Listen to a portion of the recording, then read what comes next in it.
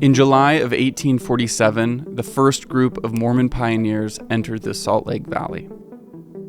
They had traveled 1,300 miles across the continent, and in the 20 years that followed, thousands of people would trace their same path during the country's largest organized migration.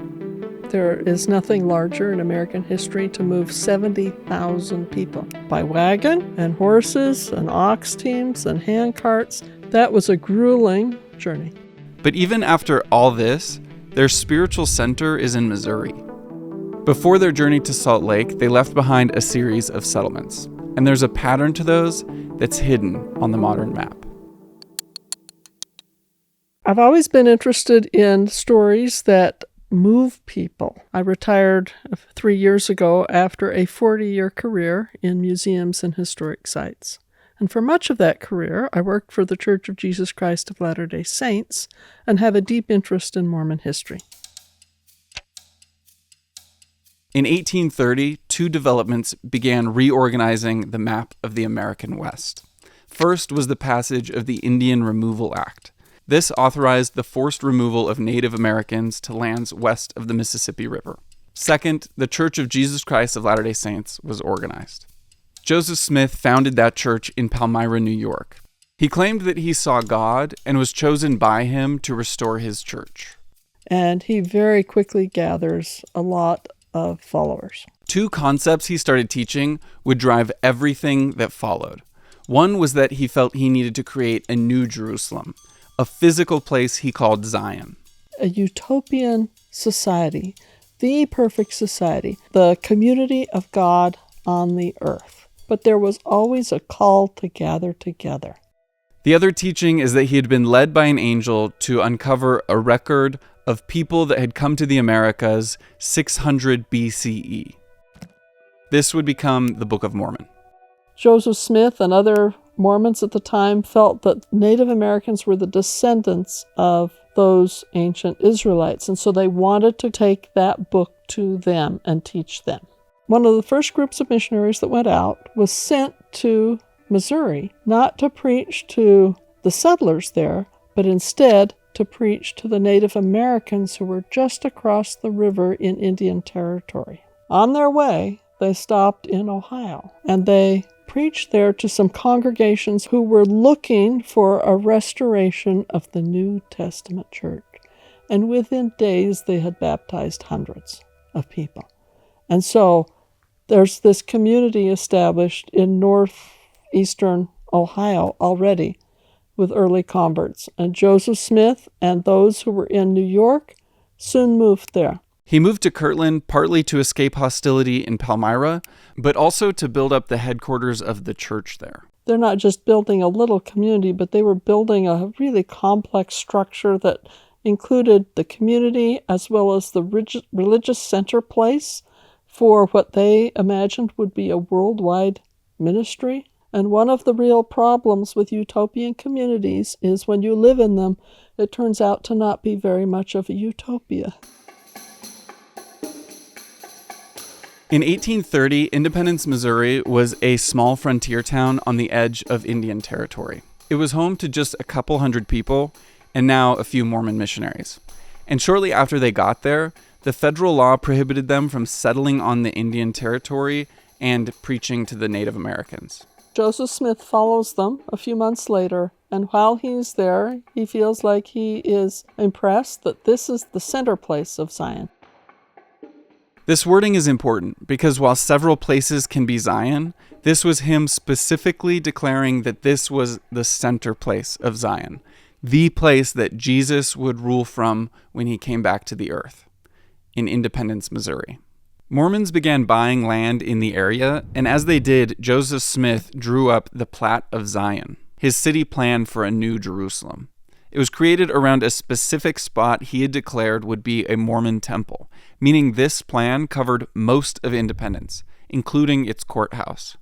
Smith and the church headquarters remained in Ohio for several more years, but this declaration inspired many members to head to Independence. They quickly began gathering there and soon made up nearly half the population, but they would only be there for 2 years. You can easily see some of the ways in which conflict is brewing. Latter-day Saints are interested in the Native Americans, whom the people in Independence and elsewhere in Missouri are scared of, because there are so many Indians living across the river, they could easily come in and wipe out entire communities, or they could have huge conflict between the two. While there, they began regularly publishing a newspaper. And one article addressed free people of color who may be thinking of coming to the western boundaries of Missouri. Even though it was warning them that Missouri was a slave state, bringing up the possibility that they would be joining them there was enough to raise the tensions with the locals that boiled over into violence. The newspaper press is destroyed, and a couple of Mormon leaders are tarred and feathered, and the Mormons are told they have to get out of the community. And one of the most interesting stories in American history is the fact that the Missourians don't know what to do with these Mormons. Mormons leave Independence and they move out to some other areas, other counties, and there more Mormons keep coming to join them. So the Missourians get this idea. What if we established a county just for Mormons, which is essentially saying we're going to establish a reservation for Mormons. It is the only instance in American history of a county being created for a single religious group. And that county was Caldwell County. But there was also trouble in Ohio. Across the country, the economy was collapsing in the Panic of 1837. And Kirtland was built on borrowed money at the exact wrong time. They tried to establish a bank, but they couldn't get authorization for a bank, so they established what they called the Kirtland Anti-Banking Safety Society. So it wasn't technically a bank, but they were doing the functions of a bank, and when the economy collapsed, that bank collapsed. And so there's lots of conflict there. There's also a lot of contention within the church. You can imagine when you're getting these pressures from outside, that there are pressures that build within. And so there are some schisms within the church where some very prominent church members, church leaders, leave. The legal and social trouble that this caused prompted Smith to flee Ohio and go to the Mormon-designated area of Missouri. But the trouble quickly followed him. Just months after arriving, he declared and named a new sacred site, Adamon-Diamond, just outside the boundary of Caldwell County.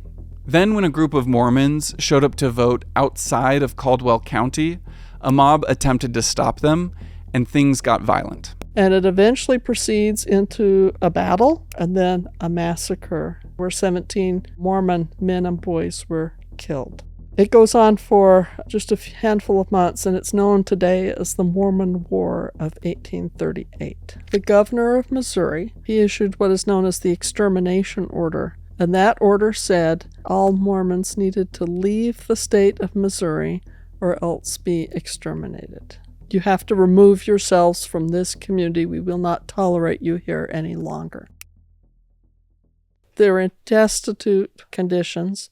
They have to make that journey in the winter, and they cross the Mississippi River to a place called Quincy, Illinois. Joseph Smith and some other church leaders are imprisoned through that winter. It just turns into a mess, and it becomes easier for them to allow him to escape than to try and follow through with the prosecutions. I love making the city map explainers, and I'm going to continue making them.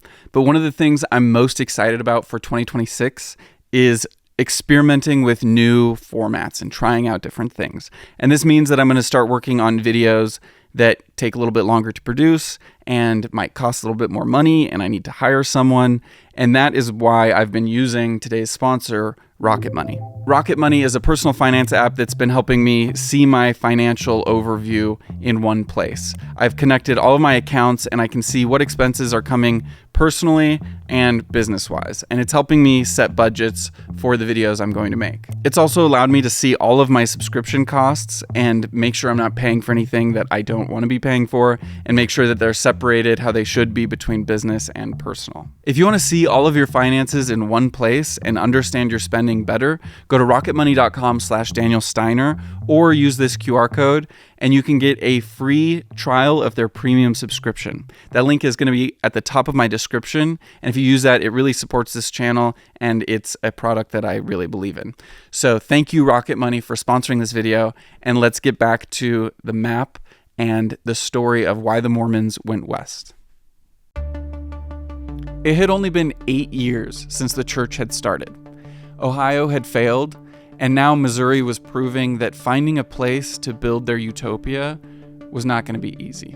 And there was a land agent who had bought a bunch of property up on this great bend of the Mississippi and was willing to sell to the Mormons. And when Joseph Smith got out of jail and was able to come up there and see the land, he thought it would make the perfect place for a settlement. He named it Nauvoo, a Hebrew word meaning a beautiful place. This is the first time they're actually really able to build the community that they wanted to build, that they envisioned. They started calling Nauvoo the cornerstone of Zion, and they maintained that independence was still the center place of Zion. Smith even started teaching that it was independence that had been the physical location of the Garden of Eden. By 1844, Nauvoo had nearly 15,000 people, which made it comparable in size to Chicago. And the Mormons were drawn there for the same theological reasons that had taken them to independence. The Sac and Fox, who had been forced out of their native homelands, are in Iowa with the Potawatomi. But just as they were getting their footing, this was the place where they would face their biggest challenges, both internally and externally. He has been fighting for the entire time they're in Nauvoo, trips to Washington, D.C. to meet with congressional leaders to argue the case that his people deserved what they referred to at that time as redress. That is, some kind of payment from the federal government to make up for everything they had lost in Missouri. Joseph Smith meets with Martin Van Buren, and he very famously says, "Your cause is just, but I can do nothing for you." Feeling like no one was going to provide protections for the Latter-day Saints, Smith announced his candidacy for President of the United States. As someone who was already mayor of Nauvoo and a declared prophet of his people, this did not ease the fears of the surrounding community. That was causing a great deal of contention with the external community. What was causing contention with the internal community was very much the practice of plural marriage.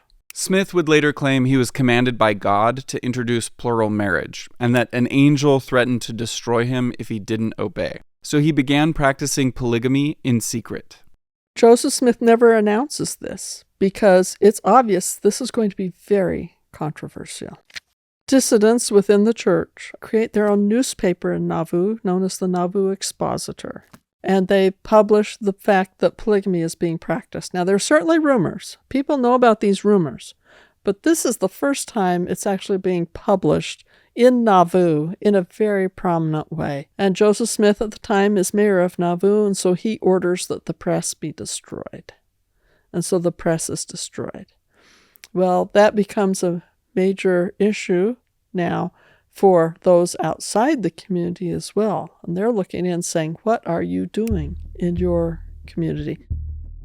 Believing that another round of mob violence was possible, Smith called up the Nauvoo Legion. It ends up looking like Joseph has committed treason. He ends up being arrested. He's taken to Carthage, Illinois, which is the county seat, along with his brother Hiram Smith and a few other church leaders. And while they were in jail, they were attacked by a mob. This makes Smith the first person in U.S. history killed while campaigning for president. With Smith dead, Nauvoo was left without its mayor and the church without its prophet. All signs were that Joseph fully intended if something should happen to him, Hiram would then take over. But now we've killed both of those. So that then creates a power vacuum at a time when they're under pressure. A couple of different individuals or groups of individuals who rise to prominence about who should be the church leader. The strongest contenders is the Quorum of the 12 Apostles, who at this time is led by Brigham Young. They are the ones who were able to get those people out of Missouri. For those who were prepared to follow Brigham Young, a long, difficult journey was about to begin. Among those that stayed behind in Nauvoo were Smith's widow and children, who later became central to a church that believed that his son was the rightful successor. But for most everyone, Nauvoo had proved that they were able to build a functioning city, and they weren't ready to give that up. The edge of American settlement wasn't enough, so they began looking further west. So this is a period of very early exploration into these areas. John C. Fremont had published a report and maps.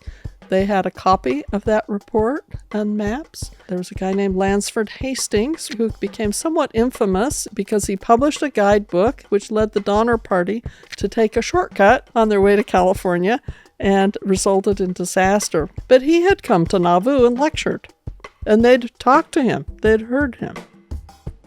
Texas had just become a state and was drawing in a lot of American settlers. Oregon was outside of the country, but Americans were also settling there. So they decided on the Great Basin, an area outside of U.S. borders and unsettled by Europeans. And they're going out to the territory where there are a lot of Native Americans, which they see as an opportunity in a lot of ways. But they don't realize the destruction that they're going to impose upon those Native Americans by invading their territory. But even as they were making these plans to leave, their belief was driving them to finish building the temple that they had started in Nauvoo. So when outsiders looked at it, they said, "You are still building this building. It doesn't look like you're leaving." There are rumors that federal troops are marching on Nauvoo. Church leaders decide we have to leave. In the middle of winter, the first groups start leaving Nauvoo. The Quorum of the 12 thought, if we get the primary church leaders out, we will show that we are leaving and the pressure will decline. Many of the church members in Nauvoo started to panic when they saw their leaders leaving. So without really any preparation, 2,000 people started following them. They meant to go with the small group, and all of a sudden they find themselves in the mud and snow in Iowa trying to reorganize. And we have people who are unprepared. They don't have enough food stuff. They don't have enough supplies. They don't have enough wagons or enough cattle to pull them. And they are frantic trying to get them organized. It was a fairly warm winter. So they alternated between snowstorms and then it would thaw, which meant mud. Their original intention was to come all the way to the Wasatch Mountains in 1846. And they get partway through Iowa and they know that is not going to be possible. It took them nearly 4 months to cross the 323 miles of Iowa territory. The remaining 1,000 miles would take them roughly the same amount of time. So they spent that winter directly on the border of Iowa Territory and Indian Territory, what today is Omaha. They have to spread out because they've got all these cattle and sheep and horses. One of the ways they got the money and supplies they needed to continue was by negotiating with the federal government and sending out the Mormon Battalion, a group that would leave their camp and go fight in the Mexican-American War that was going on. The Mormons knew they were going into Mexican territory. However, I'm sure they'd fully bought into the idea of manifest destiny. They thought that one day the United States would span from ocean to ocean, and that all of this territory in the center would be part of the United States. They felt that the Constitution had protections of freedom in there that were essential to their success. But on the other hand, they were really mad at the federal government because the government had not come to their aid when they felt like it should have. I think they knew that this territory would someday be part of the United States. And the war is starting, by the time they get there, the war is starting to wind down, right, in 1847. Their route followed a similar path as the Oregon Trail as they traced the Platte River. Because the goal is to get to South Pass. And once you get through South Pass, then you've got some options. They ended up following the main route that comes down into northern Utah, and then they chose to follow the Donner Party. Mormons only had about 1 mile of trail that they had to cut themselves because the year before, the Donner Party had done all the heavy work. And over a year after leaving Nauvoo, 148 people, including a very sick Brigham Young, made it to Salt Lake. Young declared that this would be another cornerstone of Zion, and by the end of the year, 2,000 Mormons were in the valley. For the first time, they were far enough away to fully organize on their own terms, including continuing polygamy. But the ground was changing under them. The Mexican-American War ended just a year after they got there, and once again, they were within the boundaries of the United States. So they were thinking, we will get most of that. They petitioned Congress to become the state of Deseret. It's huge. They thought, we'll eliminate all those problems we've had in the past. We will control our own destiny. They are thinking that they are going to bring thousands, tens of thousands potentially, people to the American West. We need to provide them with resources, and we need to be as self-sufficient as possible. This request was denied. Instead, Congress created Utah Territory, and Brigham Young was appointed governor. For nearly 20 years, a steady stream of pioneers flowed into Salt Lake along the Mormon Trail. By the time the Transcontinental Railroad was completed, 70,000 people had arrived. This was very deliberately planned. There was financial backing for it. The church established agents in various localities to make sure that this could happen efficiently and effectively. But their goal of establishing a cornerstone of Zion here began to conflict with their mission to the Native Americans. Mormons come in and settle, and their cattle eat up lots of grass. They're using massive industrial ways to fish and just taking all the fish. And that's really the birth of the conflict that takes place. 2 wars, known as the Utah Indian Wars, ensued, but the Mormons kept coming. The Latter-day Saints made a strategic plan to create communities, colonies, within fairly close distance of each other, going clear into southern Utah, where they could establish where they found iron resources, where they could raise cotton, other areas where they could serve as missionaries to Native American tribes. But they were trying to create this corridor of communities. And over time, that corridor expanded clear through up into Idaho, down into Arizona, into Nevada, and eventually, in the 1880s, there were even outlying communities in Canada and Mexico to provide locations where Latter-day Saints could practice plural marriage outside of the United States, because the United States was cracking down on the practice of polygamy. In 1890, the church announced it would stop new plural marriages, and this later led to more splinter-off groups that wanted to continue practicing it. The Mormons' influence over this large area and their aggressive growth once again became the center of scrutiny for outsiders, and it still kind of is. Their plan to carve out their own space worked. Even today, they own over 150 acres of downtown Salt Lake City, valued at almost $10 billion. They also own most of the pioneer sites I mentioned, including, as of just a couple years ago, the Kirtland Temple, which they purchased from the church Joseph Smith's son had started. Last time I looked, I think there were more than 300 schismatic movements off of Mormonism. Some of those might be very small churches, and they might have only lasted for a very short time. And others are fairly large churches. The largest of those is what is today known as the Community of Christ. And that church is headquartered in Independence, Missouri. Their temple is across the street from a Mormon church, and both are adjacent to the lot Joseph Smith declared would be a temple and the center point of Zion. Latter-day Saints, still today, believe that someday they will go back to Missouri and establish a stronghold in Independence.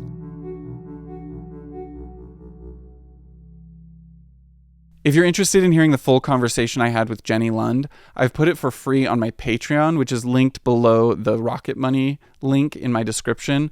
Both of those are amazing ways you can support this channel. I also have an entire video about the layout of Salt Lake City, which I'll link below. But thank you for watching. Please give this video a like, subscribe to the channel if you haven't, and I will see you guys in another video super soon. Peace.